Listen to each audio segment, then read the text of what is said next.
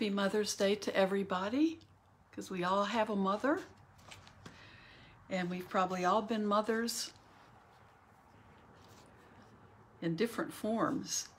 First, I wanted to show you the Mother's Day card from my kids and my daughter's Bo.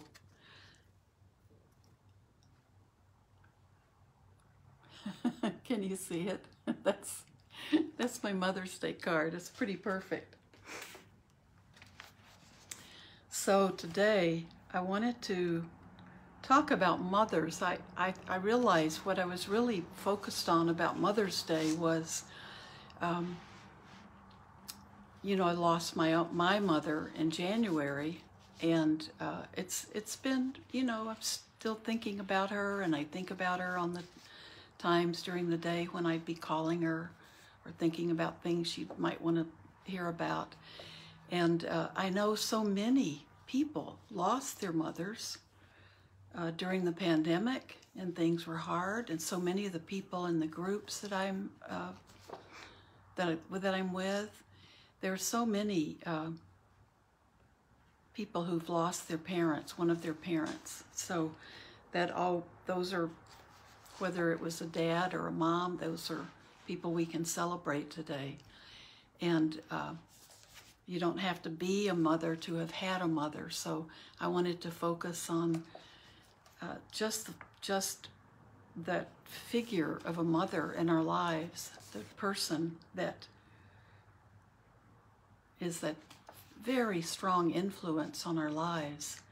So we all have mothers, so we can all think about them. And fathers as well may have been the key person in your life.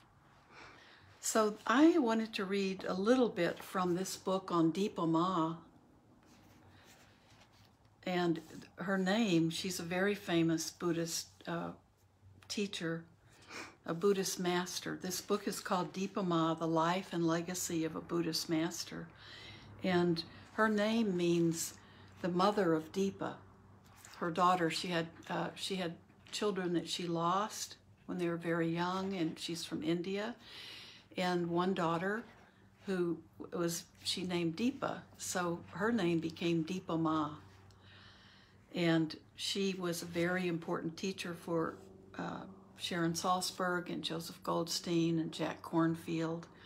And it was because of her deep practice and her peacefulness that was just part of who she was. So I'm not going to read her biography. She's a really important person to read about. But I'm going to read, this is a chapter later in the book, and it's called 10 Lessons to Live By. And I'm not reading the whole chapter, it's a little bit long, but I'd like to read to you.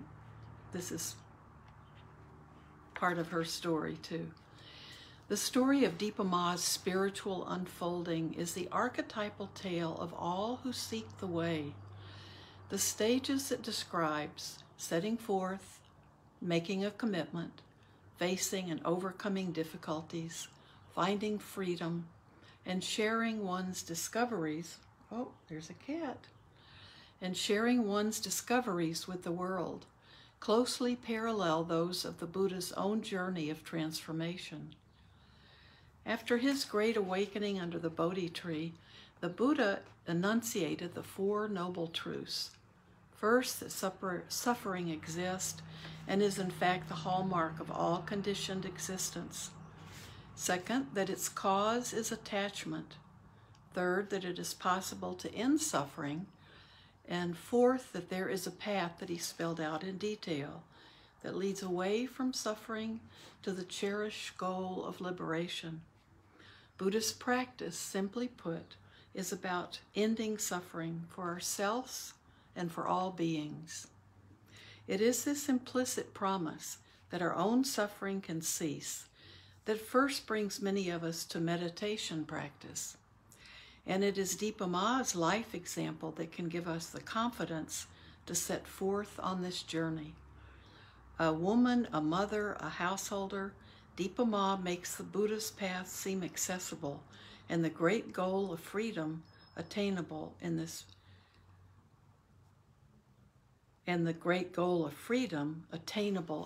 very life. What follows are some of the lessons we can derive from Dipa Ma's essential teachings.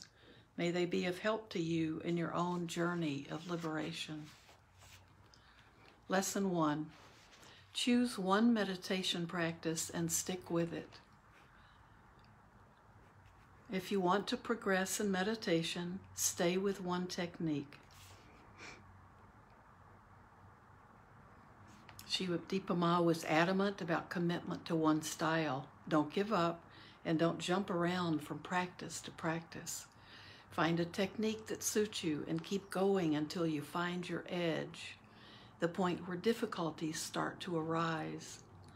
A common mistake many Western spiritual seekers make is to interpret difficulties as a problem with a particular practice.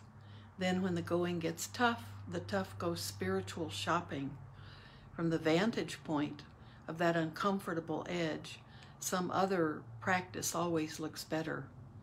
Maybe I should do Tibetan chanting or Sufi dancing. In fact, difficulties usually are a reliable sign that the practice is working. Take Dipa Ma's advice to heart. Stick with the practice you've chosen through difficulty and doubt, through inspiration and stagnation, through the inevitable ups and downs. If you can stay committed to your practice through the darkest of times, wisdom will dawn. Lesson 2, meditate every day.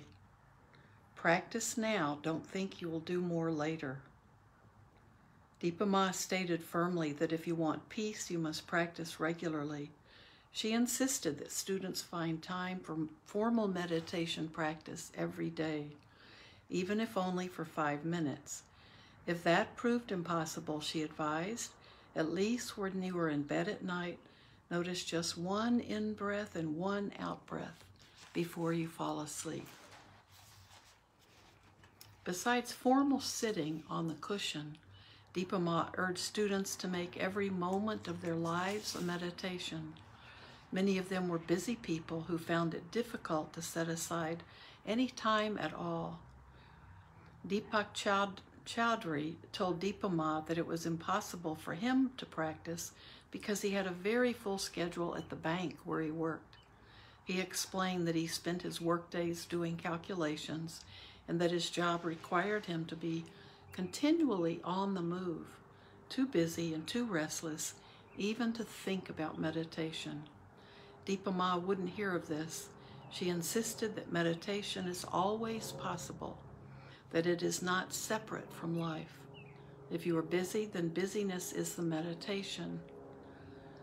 She told him, when you do calculations, know that you are doing calculations. Meditation is to know what you are doing. If you are rushing to the office, then you should be mindful of rushing. When you are eating, putting on your shoes, your socks, your clothes, you must be mindful. It is all meditation. Even when you are cutting your nails, put your mind there. Know that you are cutting your nails. For Dipa Ma, mindfulness wasn't something she did. It was who she was. The best attitude, she said, is with trust and willingness. When your mind wanders, simply begin again. Dipa Ma made it clear that there's nothing wrong with lapses of mindfulness. It happens to everyone. It is not a permanent problem.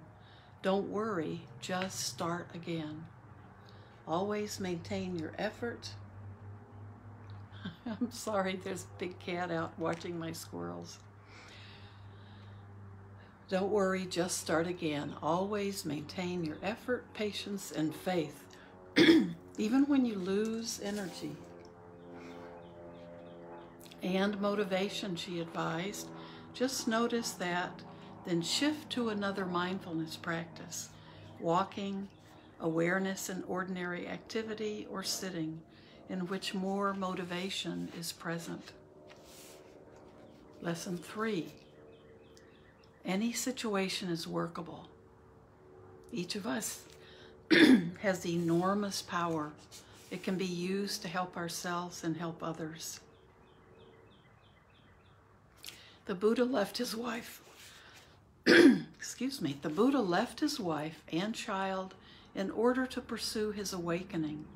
But Dipa Ma, out of necessity, found her path to freedom within the context of motherhood and ordinary household life.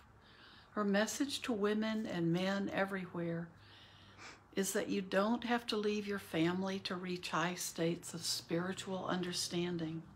You can be a spouse and parent and still pursue the Dhamma.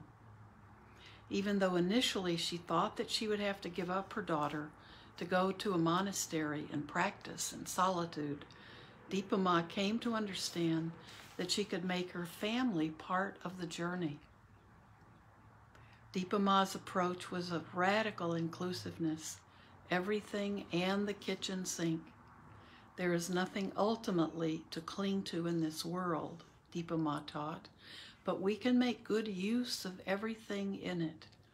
Life is not to be rejected, it is here. And as long as it is here and we are here, we can make the best use of it. I love that. Dipa Ma wasn't attached to a particular teacher, place, or lifestyle. The whole world was her monastery. Sharon Crater remembers, at my idealistic age of 20, when I wanted to believe if I sat long enough with the right teacher, everything would be okay. She showed me it was about being awake to much more. She was an example of how to be a true mother to the world. To be a true mother is to feel intensely.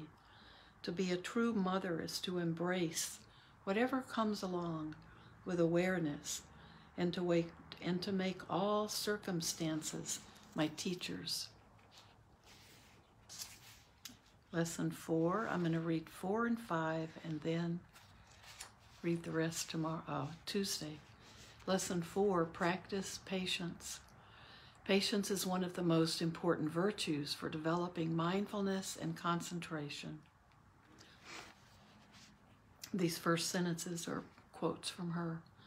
Patience is forged by constantly meeting the edge. If you stay with your meditation practice, it isn't inevitable that difficulties will arise. In the most challenging situations, merely showing up, being present, may be all that is possible, and it may be enough. Kate Wheeler recounts the effects of this kind of patience in Dipa Ma's life. She had seen her mind go through every kind of suffering and was able to sit through it. Later, when she came out of that fire, there was something very determined, almost frightening, about how she could look at you, because she had seen herself. There was nowhere to hide. She exemplified that you can't just sit around thinking about getting enlightened. You have to take hold of these truths at the deepest level of your heart. Dipa Ma's daughter talks about her mother's patience. The day before she died, Rishi, that was Dipa, this daughter's son, Rishi, who was 11 at the time, was trying to hit him, and he hid behind my mother. She wouldn't let me touch him. I was very upset and cried to her, "You don't know how mad he has made me. I want to punish him." My mother came to me with a mild, slow voice and said, "Dipa, you are my daughter, and you too were silly once. I did not throw you out of the house for being silly." She talked about being affectionate and patient and talking slowly. It was a teaching I remember. Patience is a lifetime practice to be developed and refined over time. According to Dipa Ma, patience is essential in maturing the mind and therefore is one of the most important qualities to cultivate. Lesson 5, free your mind. In her quote, "Your mind is all stories." Dipa Ma did not say that the mind is mostly stories. She said that there is nothing in the mind but stories. These are the personal dramas that create and maintain the sense of individual identity, who we are, what we do, what we are and are not capable of. Without our being aware of it, the endless series of such thoughts drives and limits our lives, and yet those stories are without substance. Dipa Ma challenged students' beliefs in their stories, their attachment to the stories. When someone said, "I can't do that," she would ask, "Are you sure?" Or "Who says?" Or "Why not?" She encouraged students to observe the stories, to see their emptiness, and to go beyond the limitations they impose. Let go of thinking, she urged. Meditation is not about thinking. At the same time, Dipa Ma taught that the mind is not an enemy to be gotten rid of. Rather, in the process of befriending the mind and getting to know and accept it, it ceases to be a problem. Dipa Ma knew the freedom that follows that process. She lived in a state of thought-free awareness. In a group interview, Jack Kornfield innocently asked, "What is it like in your mind?" Dipa Ma smiled, closed her eyes, and quietly answered, "In my mind, there are three things: concentration, loving kindness, and peace." Jack, not sure if he had heard correctly, asked, "Is that all?" "Yes, that is all," Dipa Ma replied. The room was silent. Then there were a few sighs and quiet laughs, followed by Jack's barely audible whisper, "How wonderful."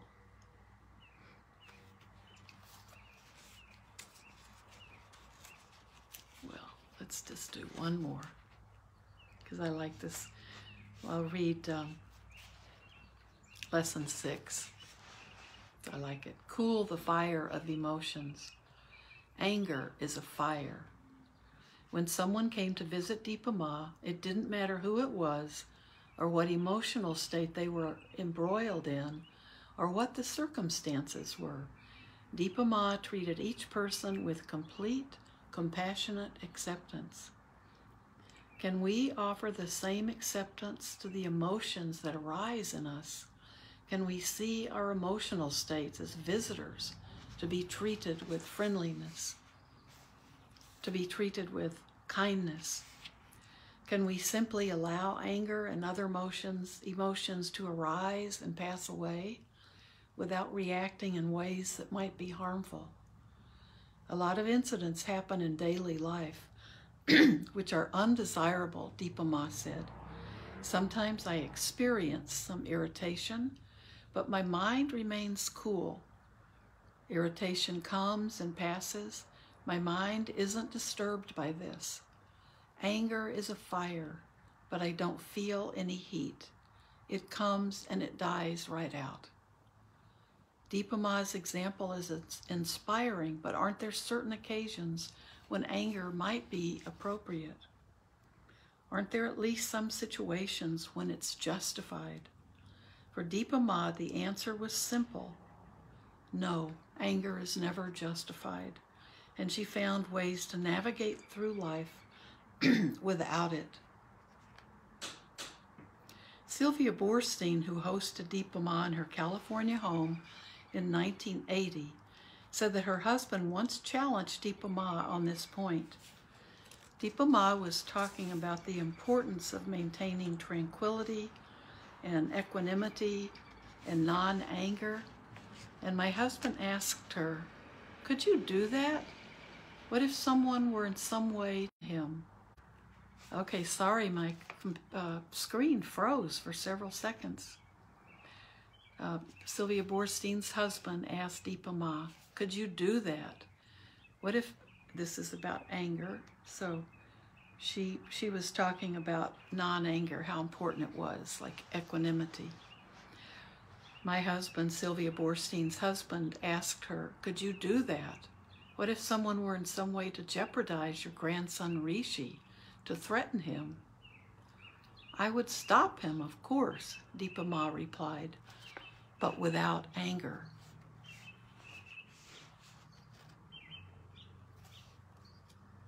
And I just will tell you, spoiler alert, lesson 7 is have fun along the way. In her quote, I am quite happy. If you come to meditate, you will also be happy. So, these are beautiful lessons. So, her life story is wonderful. And we all have mothers. We all are mothers in some way to someone. People we care for, people we support, the people we listen to. So, happy Mother's Day to everyone. And I'll be with you Tuesday. We'll read a little bit more about Deepa Ma and we'll sit. So may all of you be well and happy and peaceful. Have a beautiful day. Thank you.